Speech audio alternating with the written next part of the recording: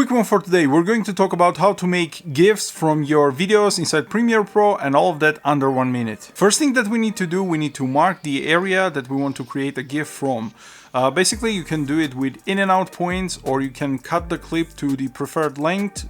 Usually it's like 2 to 5 second clips. Press Ctrl M or click on the export button on the top left of the screen to open export settings. Choose the file name and location that you want to save your file, and then open a format drop down and choose the animated GIF option. There is not much that you can change in the options.